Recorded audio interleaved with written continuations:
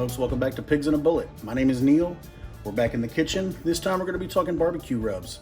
And I'm going to end with making a batch of my sweet barbecue rub that we're going to put on a pork butt next weekend. All right, I wanted to start off this time talking a little bit about what got me to the point where I'm making my own barbecue sweet rub. So, like a lot of folks, when I got started into barbecue, I was using store-bought rubs. I would go to the grocery store, Academy, wherever, and buy different rubs and just started experimenting, seeing what I liked, what I didn't like. If I found one I did like, I would look at the ingredients to see what was in it. And eventually I got to the point where I wanted to try my own rub. So I did some research, and what I ended up settling on is an online recipe done by Melissa Cookston of Memphis Bbq Co.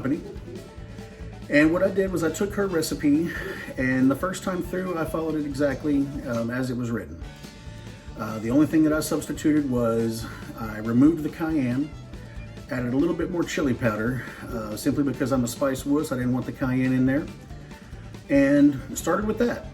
And then as I've progressed and made new batches each time, I have adjusted the amounts. The recipes, the ingredients rather, are still the same, but I've made some adjustments to it as far as a little less of one thing, a little more of the other, until I've dialed it into where I really like it. So we're going to get started on making a batch. I'll show you guys this real quick. Here are some of the rubs that I still have in the pantry. Obviously you can see which ones I've used the most of. Grub rub I went through quite a bit. The Memphis private selection here from Kroger. A little bit of sweet and smoky, and a little bit of the Weber dry smoking rub, and then just a little bit of that Texas smoked ribs. But that's what I did. I started with these, found the ones I liked, and then started making my own, and that's where we're at. Here are the ingredients for my rub.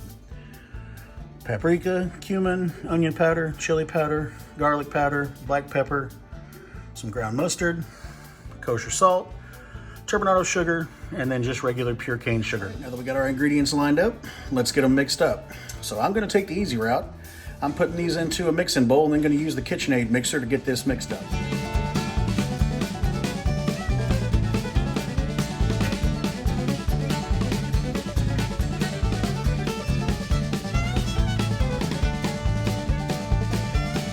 All right, so here's everything in the bowl.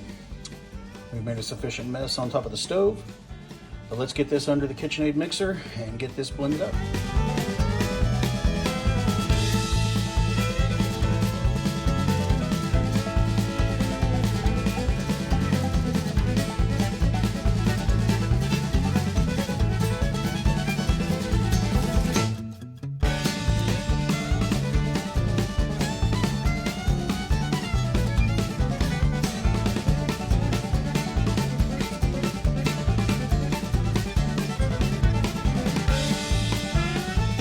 So there's the finished rub. I'm gonna put this in my jar, get it sealed, and this will stay ready to go for about 3 months as long as it's in a sealed container.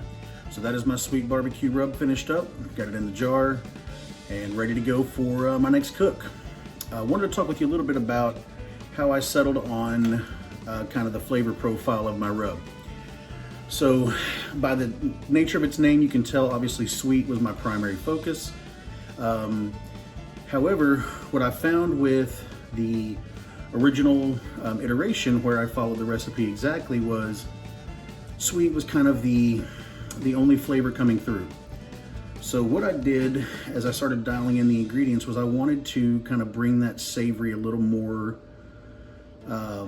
into the mix. So I dialed up the onion powder, the garlic powder, added a little bit more chili powder, a little bit more paprika, just to kind of bring some of those savory elements out. So sweet is still kind of that first flavor and taste that hits your mouth, but you know, it gave it a little more complexity to add some more seasonings to it, which I really like. So get out there, experiment, try to find your own, and hope you enjoy it. So next time you see me, we're gonna be cooking a pork butt, so look forward to seeing you back then. Thanks for joining me this time on Pigs in a Bullet. My name is Neil. We'll see you next time.